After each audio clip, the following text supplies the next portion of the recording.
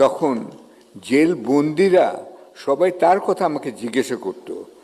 সবচেয়ে বড় কথা, পুলিশরাই জিজ্ঞাসা করতো, যারা আমার রক্ষক তারাই জিজ্ঞাসা করতো উনি কি জানেন কেমন আছেন।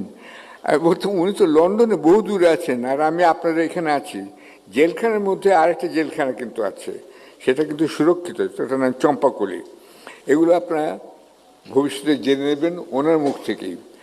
তারেক রহমান সাহেবকে একটা কথা বলতে চাই, যখন আমাকে শেষ পর্যন্ত একটা ডিভিশন দেয়া হলো, তখন আমাকে সরিয়ে নিয়ে দেওয়া হলো medical ward number 3, bed number 3।